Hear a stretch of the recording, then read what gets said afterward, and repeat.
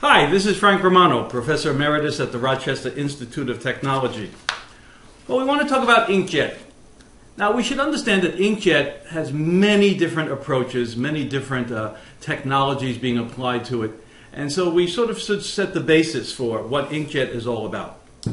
There are essentially two forms of inkjet. The first is called continuous inkjet. Continuous inkjet is based on the fact that I spit the ink at the paper. I spit the ink at the paper. There are only a handful of machines. The Versamark from Kodak and the Prosper machine from Kodak are two of the continuous inkjet machines that are most known in the industry. And they are used for high-speed document production. So they can do photo books, they can do transaction documents, they can do direct mail. And they're very good at all of that.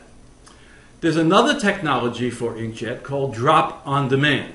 Drop on demand is based on the fact that I create a drop as I need it. So a drop at a time. You can see we've spared no expense in the generation of props for these videos. Now, drop on demand has two aspects to it. You can create that drop in one case by creating heat and boiling the ink, and therefore it creates a drop as it boils up like a percolator. The next way to do it, of course, is with pressure. So you can create pressure in the chamber, and the chamber then ejects a drop. So we now wind up with continuous inkjet on one hand, spritzing, or drop-on-demand technology on the other, both heat and pressure. So those are the basic forms of inkjet.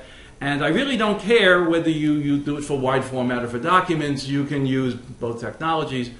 Drop-on-demand tends to be the overwhelmingly dominant technology for wide format. Now, the inks that are being handled here come in several varieties. If I'm going to boil the ink, if I'm going to use heat or thermal to create that drop, then probably that ink is going to be based on water. Instead of saying water-based, we say aqueous. So aqueous inks are based on water, and they're used in thermal machines to create drop-on-demand with heat. If you're going to use solvents, then you've got a problem because you can't boil them. They're based on oil. You're going to have a problem. So therefore, we use drop-on-demand, but we use pressure or piezo. The term that's used for pressure in that world is piezo.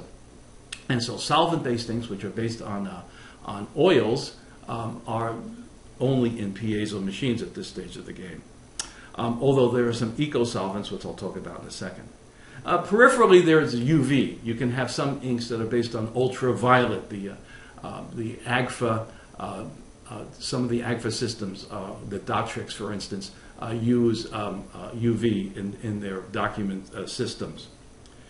Now, what's happened in the ink marketplace is because solvents are based on oil, they're not environmentally friendly, so there's been the development of eco-solvents. These have been based on other things. For instance, Hewlett-Packard has something called latex, where they have little molecules of plastic in the solution, and then when they deposit it, they heat it, and the plastic then undergoes a chemical change, and then lays down on the sheet and is capable of being used outdoors.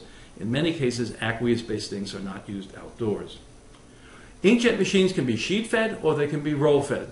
Most of them tend to be roll-fed at this stage of the game. The high-speed machines from Hewlett-Packard, from Screen, from a variety of companies, are being used to do transaction documents, books on demand, and other materials.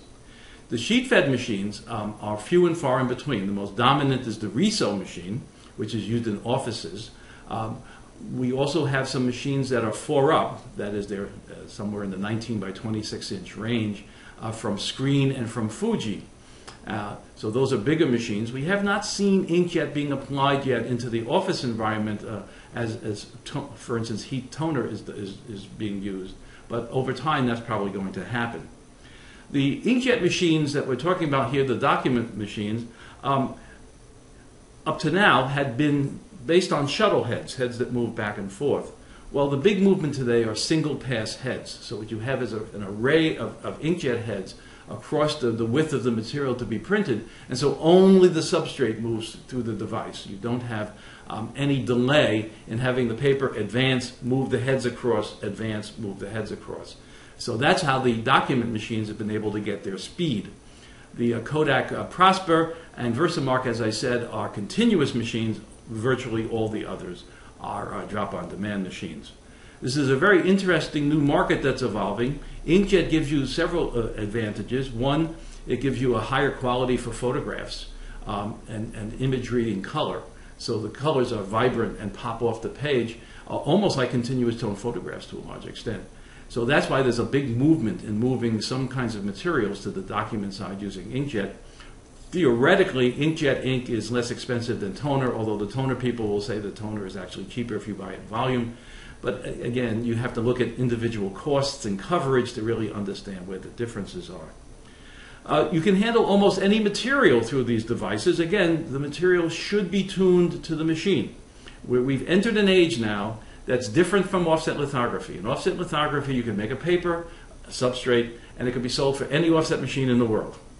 Today, you have to be very careful that the substrate is tuned to the particular machine you have. Now, you could have substrates that are good for a variety of machines, but in most cases, it has to be tuned to a specific machine.